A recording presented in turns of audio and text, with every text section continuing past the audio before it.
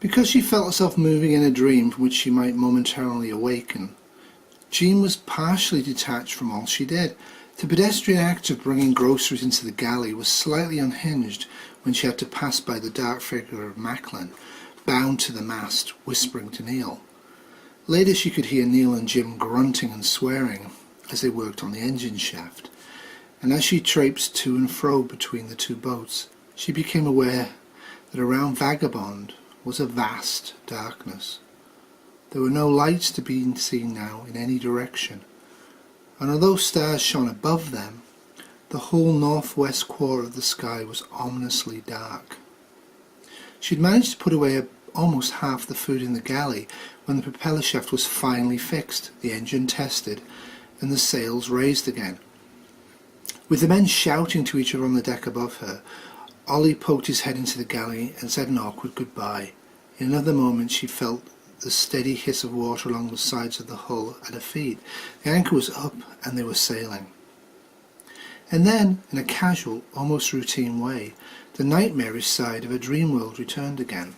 They had been sailing for no more than a minute or two, and she was still working in the galley, now lit by a kerosene lamp, when the companionway to the wheelhouse, which had been dark, was filled with light. She heard Neil shout, "Don't look!" And a moment later Frank's voice, "Get the sails down!" She braced herself, expecting the boat to be hit as a car had been by the force of the blast. She heard and felt feet thudding across the cabin roof, and again Frank's voice shouting something to Jim. The sails began to flutter and snap as they did when the boat came up into the wind. She still crouched by the galley stove, her teeth clenched, her hands clutching the countertop. A screeching sound cut into the flapping sails. Were the sails being lowered? And then Neil's face appeared in the cabinway entrance. "Batten down everything!" he shouted. He started to leave, but catching a blank expression he turned back. "Big waves may be hitting us from the blast. Store everything where it can't get loose and fly around." As she began putting dishes and remaining groceries away helter-skelter into drawers and cabinets, Jim leapt down into the cabin. "I'll help," he said, and kneeling, pushed back the carpet and removed a section of the floor. "We'll store the rest of the food in the bilge for now," he added. By the time they had stowed everything away in the main cabin and come back into the wheelhouse, the glow to the south, over Norfolk, Jim told her, was large and glowing, but not as bright as the blast over Washington had been. The sails were lashed down, and the boat headed slowly north under power, its diesel engine barely audible. When Jean checked Lisa and Skippy, she was surprised to see that someone had tied them into their berth to prevent them from falling out. 2 half-inch lines across the top of the blanket attached to the fittings in the far wall and at the edge of the berth near the cabin walk space. "Hold on, Jean!" she heard Frank shout, and then came a hissing, swishing sound growing closer. She grabbed the handrail of her own berth just as Vagabond was struck by a noisy, moiling wash of water. The breaking waves threw Vagabond forward, swinging Jean around and slamming her into the wall beneath her berth. But that was all. The rushing sound continued, and Vagabond seemed to be surging and rocking, but the blows seemed to have been relatively harmless. Her children didn't even awaken. Back up on deck she saw Frank looking grim, handling the wheel and looking to his right, where she could see another boat, Lucy May, easing alongside. With Neil and Jim assisting, the two ships were tied together again, both moving slowly forward. "I came back for dessert," Ollie said to her from his cockpit, and smiled an elfin smile. Neil returned to the wheelhouse. "We ought to make for deeper water," he said to Frank.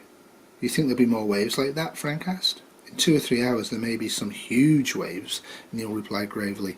"The water around the blast area will have been hit with tremendous force and sent rolling up the bay. These little things that are hitting us now must have been from the local shock wave." "How much time do we have?" Frank asked. "If the waves are moving at 20 to 30 knots, probably about 2 hours, maybe more. In that time we could get ourselves into the lee of Tangier Island," Captain Ollie said. "That would be good," said Neil. "Let's do it," said Frank. Neil and Ollie were both frowning over at Lucy May. "Ollie," Neil said, "Vagabond's made for big seas, but Lucy May will be swamped and sunk if the big ones hit before we make the lee of the island. I think you ought to anchor and come with us." "How much warning you figure we'll get?" Ollie asked. "If this light holds, we should be able to see big waves coming from quite a distance. About a minute's warning," Neil answered. "But Christ, Ollie, we can't even know that for sure." Ollie nodded. "Why don't we both go side by side?" he said. "I'd like to try to make it." Okay, Neil agreed. Stay close to leeward. If we see danger, we'll signal with the air horn and turn due north, away from the waves. You get over here and board us. Figure you have about 30 seconds. Why don't we send Jim with you to help you get ready to abandon ship if the time comes? Sounds fine to me, Sonny, Ollie said. How big do you figure these waves will be? Too big, Neil replied. The two vessels were soon speeding through the rough water, 30 feet apart, heading northwest to take shelter behind the northern end of Tangier Island, 14 miles away. Jean could see Lucy May rolling and pitching in the short, steep waves set northward by the local shock waves. Vagabond's motion was less pronounced, since her 3 hulls made her more like a huge sailing raft, but the waves still smashed into the porthole with ominous crashing sounds. After she became queasy while preparing some hot tea in the galley, Jean remained in the wheelhouse. Frank was steering, while Neil with the binoculars was keeping a lookout south for the anticipated larger waves. It must have been something like 2 hours later. Jean was fallen asleep on the settee, when the two boats, still running side by side, and now only half a mile from Tangier Island, and nearing the protection of its northern tip, that Frank's shout awakened Jean. When she sat up, she saw Neil at the helm grab the air horn and shoot out 4 loud blasts. Frank, with the binoculars, ran into the cabin and stood beside him. "It's a wall of water!" he shouted. "Help Ollie and Jim get aboard," Neil said, glancing to his right, where Lucy May was already approaching. "Jean, get below!" But she simply took hold of one of the wooden supports of the wheelhouse and looked back at him dumbly. "Untie me!" Macklin said fiercely, but Neil, ignoring him, slowed Vagabond down slightly to permit Lucy May to come alongside. Jim threw an armful of fishing gear into the cockpit and then went back for more. Ollie handed something to Frank and shouted to Jim to get off. Frank was trying to hold the two boats together as they rolled and smashed into each other's sides, while Ollie turned back to the wheel and tied a line to one of its spokes. When Jim had thrown the last of Lucy May's salvageable gear onto the trimaran and boarded, Ollie jumped aboard Vagabond, tugging on the line. Lucy May, still under power, swung away and veered off at a right angle into the darkness. "Damn pretty boat," Ollie commented as he watched her go. All the hatches and door slides had been put into place earlier, and now everyone except Neil crouched in the wheelhouse, looking aft through the plexiglass window at the low wall of water rising up out of the horizon behind them, the wall made visible by the huge hill of light that filled the low southern sky from the explosion over Norfolk. "Untie me!" Macklin pleaded to Jean, who just looked past him at the approaching water. Neil had opened Vagabond's throttle up all the way, and Vagabond rushed forward, away from the tidal wave at over 9 knots, but the wall still grew toward them, and they clearly heard a roaring sound as the waves smashed along the shore of Tangier Island. Neil had swung the boat slightly toward the island, but when the wave was only 100 feet away, he turned back to present Vagabond's stern directly to the racing sea. The first wave was over 20 feet high, a mound of water rather than a wall, a cap of white froth bubbling down on its forward side.